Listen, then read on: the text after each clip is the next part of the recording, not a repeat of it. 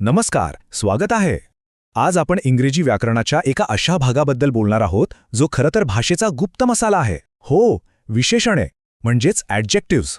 हे असे शब्द आहेत जे आपल्या साध्या बोलण्याला किंवा लिहिण्याला एकदम चवदार बनवतात. चला तर मग पाहूया काय आहे हा प्रकार.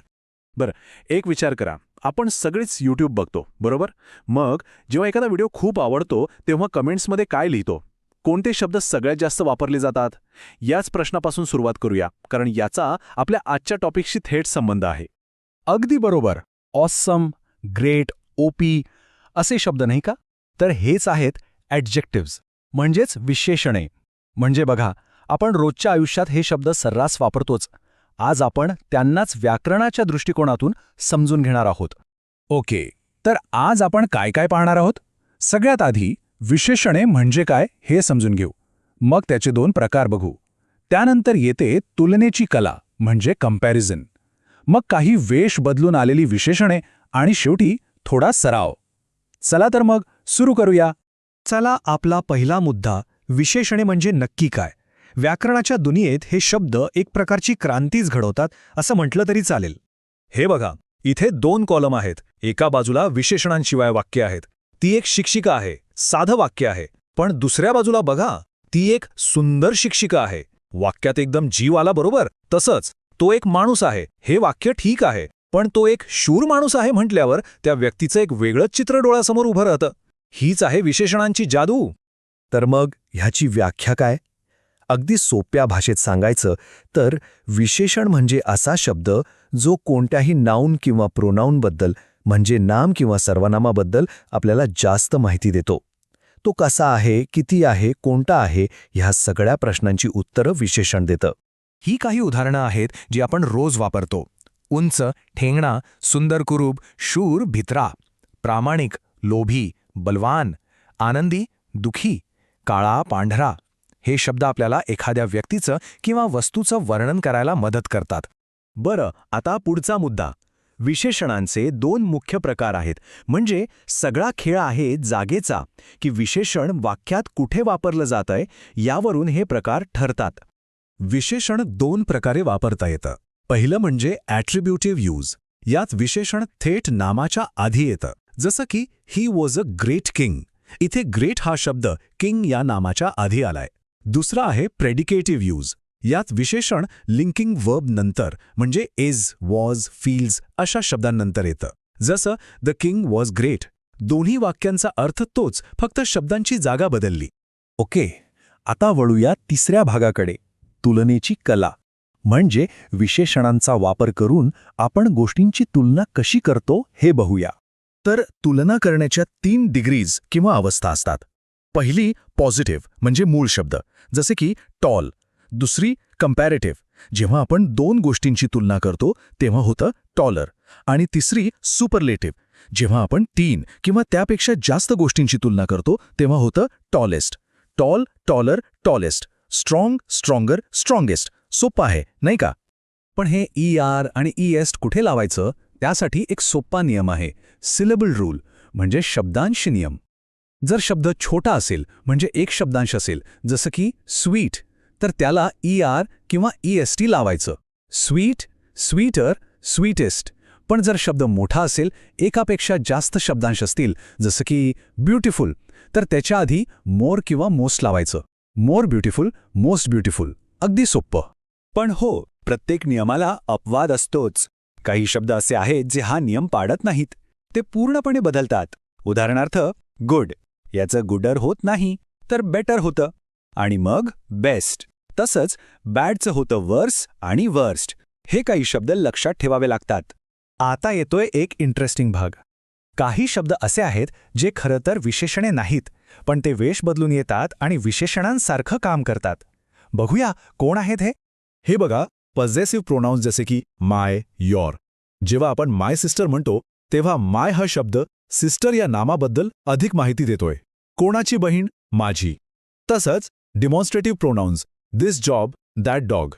कोणतं काम? हे काम. आणि इंटरोगेटिव्ह, विच बुक, कोणतं पुस्तक. हे सगळे शब्द नामाच्या आधी येऊन विशेषणाचं काम करत आहेत. चला तर मग आत्तापर्यंत जे काही शिकलो ते थोडं तपासून बघूया. एक छोटीशी प्रॅक्टिस. बघूया नियम आठवतायत का? ओके, पहिलं वाक्य आहे the price of this cylinder is lowest than the market price. वाचा आणि सांगा यात काय चूक आहे. एक हिंट देतो. इथे 2 गोष्टींची तुलना आहे. उत्तर आहे लोअर, लोएस्ट नाही. का? कारण इथे फक्त 2च गोष्टींची तुलना आहे. सिलेंडरची किंमत आणि बाजाराची किंमत. आणि 2 गोष्टींसाठी आपण कंपॅरेटिव्ह डिग्री वापरतो, म्हणजे वाला फॉर्म. म्हणून लोअर. ठीक आहे, पुढचा प्रश्न. The roses in your garden smell more sweeter than mine. इथे काय गडबड आहे? हां, सिलेबल रूलशी संबंधित प्रश्न आहे. उत्तर आहे स्वीटर. मोर स्वीटर नाही, कारण आपण आत्ताच पाहिलं स्वीट हा एक शब्दांशी म्हणजे 1 सिलेबल शब्द आहे. त्यामुळे त्याला फक्त लागतो. मोर आणि दोन्ही एकत्र कधीच येत नाहीत. ही एक सामान्य चूक आहे. चला, शेवटचा प्रश्न. Amit is the dash of the 3 brothers. रिकाम्या जागी काय येईल? इथे 3 भावांची तुलना आहे, हे लक्षात घ्या. अगदी बरोबर. उत्तर आहे टॉलेस्ट. कारण जेव्हा आपण एका व्यक्तीची तुलना 2पेक्षा जास्त लोकांच्या ग्रुपशी करतो तेव्हा आपण सुपरलेटिव्ह फॉर्म वापरतो, म्हणजे वाला. म्हणून टॉलेस्ट. तर आज आपण विशेषणांच्या दुनियेची एक छोटीशी सफर केली. जाता जाता फक्त एक प्रश्न. आज आपण जे काही शिकलो त्यातलं सर्वात इंटरेस्टिंग ॲडजेक्टिव्ह कोणतं वाटलं? विचार करा आणि भाषेतील या मसाल्यांचा वापर करत राहा. कारण व्याकरण म्हणजे फक्त नियम नाहीत, तर आपली भाषा अधिक सुंदर आणि प्रभावी बनवण्याचं एक साधन. कधी असं झालंय का की मनात खूप काही आहे सांगण्यासारखं, पण योग्य शब्दच सापडत नाहीत? खरं तर आपली भाषा ना एका चित्रकाराचा रंगांच्या डबीसारखी असते. आपण तिला अगदी साधं ठेवू शकतो किंवा मग रंगांनी अक्षरशः जिवंत करू शकतो. तर आजच्या या विश्लेषणात आपण बघणार आहोत की आपल्या शब्दांना अधिक रंगीबेरंगी आणि प्रभावी कसं बनवायचं. आता हे वाक्य बघा. डायनासोरने एक तारा पाहिला. यातून आपल्याला माहिती तर मिळतेय, पण काही खास वाटतंय का? नाही ना. कारण यात ना कुठला रस आहे ना कुठली भावना. हे अगदी एका कोऱ्या कॅनव्हाससारखं आहे. म्हणजे कामाचं आहे, पण त्यात रंग आणि जीवन नाहीये. आणि खरी अडचण ना इथेच सुरू होते. जेव्हा आपण वर्णनात्मक शब्द वापरत नाही तेव्हा आपल्या कल्पना एकदम सपाट, अगदीच कंटाळवाण्या वाटू लागतात. मग आपलं बोलणं हे फक्त माहितीची देवाणघेवाण राहतं, अनुभवांची नाही. पण चांगली गोष्ट अशी आहे की यावर एक उपाय आहे.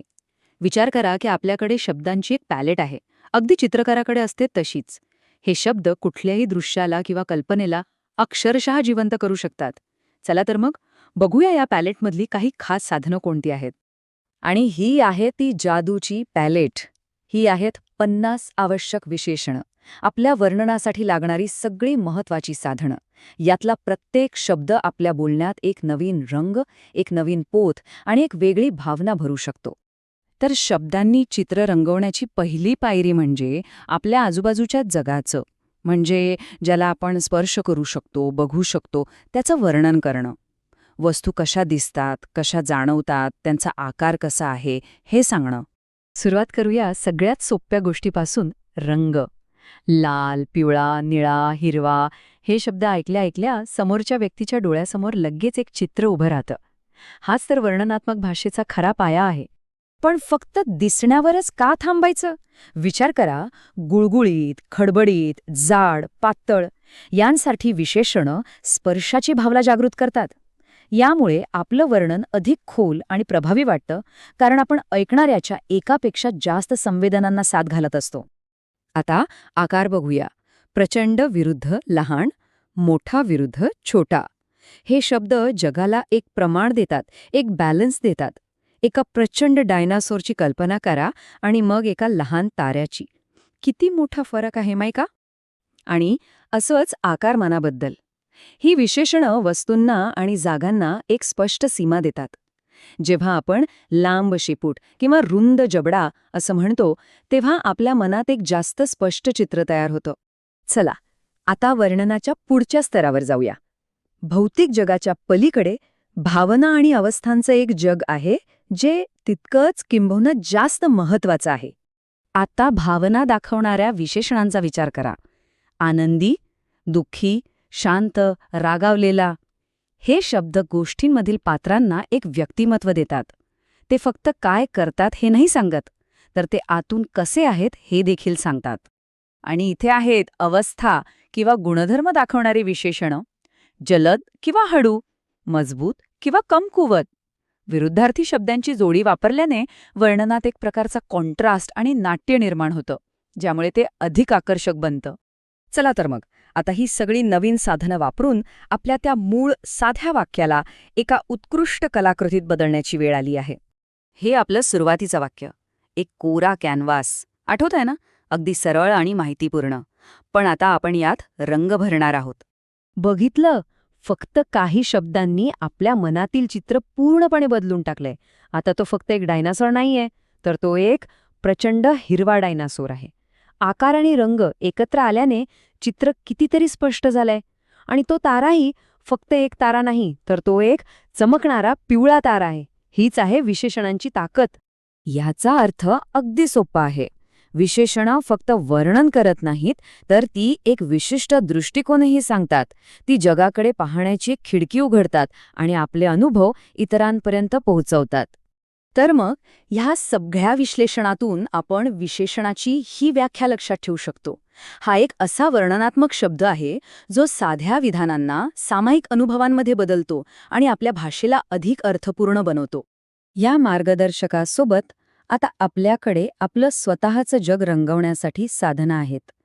मग आता प्रश्न हा आहे की जर शब्द खरंच एक पॅलेट असतील, तर मग तुम्ही कोणतं चित्र रंगवणार आहात? चला तर मग द सुपर हिरो कास्टिंग कॉलमध्ये थेट प्रवेश करूया. आज आपण व्याकरणाचा एक असा नियम उलगडणार आहोत जो खूप गोंधळात टाकतो. पण आपण हे सगळं एका फिल्मच्या सेटच्या मजेशीर दुनियेतून समजून घेणार आहोत. विचार करा, सेटवर एकदम शांतता आहे. दिग्दर्शकाच्या हातात एक स्क्रिप्ट आहे आणि त्यात काय लिहिलंय? साराला एक मजबूत प्रॉप हवा आहे. साराला तसाच एक प्रॉप हवा आहे. तो प्रॉप मजबूत आहे पण पुरेसा मजबूत नाही. या वाक्यांमध्ये काहीच अर्थ लागत नाहीये. ना दिशा आहे, ना ॲक्शन, फक्त शब्दांचा एक मोठा गोंधळ. आणि या गोंधळाचा परिणाम तो बघा, दिग्दर्शकाच्या चेहऱ्यावर अगदी स्पष्टपणे दिसतोय. ते पूर्णपणे गोंधळले आहेत. त्यांच्यासमोर एकच प्रश्न आहे, या अशा पुनरावृत्ती होणाऱ्या आणि कंटाळवाण्या संवादातून एक दमदार सीन तयार तरी कसा करायचा? पण थांबा, याच गोंधळातून एक खूप अनोखा मार्ग निघणार आहे. चला, या समस्येचं उत्तर शोधण्यासाठी या सुपर हिरो कास्टिंग कॉलच्या जगत जाऊया, जिथे ही स्क्रिप्ट दुरुस्त करण्याची एक खास पद्धत लपलेली आहे. हा काही साधासुधा फिल्म सेट नाहीये बरं का. हे कार्टूनसारखं दिसणारं तपशीलदार जग आहे. इथे मोठे मोठे लाईट्स आहेत, कॅमेरा क्रू आहे आणि चित्रीकरण करणारे एकदम आधुनिक ड्रोन्ससुद्धा आहेत. आणि या सेटचं मुख्य शीर्षक काय आहे? Degrees of comparison, the super hero casting call. म्हणजे हा संपूर्ण सेटच आपल्या दिग्दर्शकाची समस्या सोडवण्यासाठी एक व्हिज्युअल गाईड म्हणून तयार केला गेला आहे. आता या मोठ्या सेटच्या अगदी मध्यभागी आहे आपलं मुख्य साधन, जे या संपूर्ण प्रक्रियेला एक योग्य दिशा देणार आहे. हेच ते साधन, क्वालिटी कास्टिंग मॅप. हा गोलाकार नकाशा फक्त एक डिझाईन नाही, तर दिग्दर्शकाच्या हातातलं एक शक्तिशाली उपकरण आहे. याच नकाशाचा वापर करून ते आपल्या सुपरहिरोंची निवड करणार आहेत, त्यांची एकमेकांशी तुलना करणार आहेत आणि शेवटी आपल्या गोंधळलेल्या स्क्रिप्टला एका प्रभावी संवादात बदलणार आहेत. तर हा नकाशा 3 स्तरांवर काम करतो. पहिला स्तर आहे पॉझिटिव्ह, जो फक्त एखाद्या गोष्टीची मूळ गुणवत्ता सांगतो. दुसरा आहे कंपॅरेटिव्ह, जो 2 गोष्टींमधला फरक दाखवतो. आणि तिसरा, जो सर्वोच्च स्तर आहे, तो म्हणजे सुपरलेटिव्ह, जो अनेकांमधून सगळ्यात भारी कोण आहे हे ठरवतो. हे 3 स्तर म्हणजे जणू काही कास्टिंगचे 3 महत्त्वाचे टप्पेच आहेत. चला, कास्टिंगच्या पहिल्या टप्प्यापासून सुरुवात करूया. पॉझिटिव्ह डिग्री म्हणजेच मूळ गुणवत्ता. इथे कोणतीही तुलना होत नाही. फक्त एका सुपरहिरोच्या एका विशिष्ट गुणाचं वर्णन केले जातं. उदाहरणार्थ स्ट्रॉंग. इथे दिग्दर्शक फक्त एवढंच सांगत आहेत की हा हिरो ताकदवान आहे.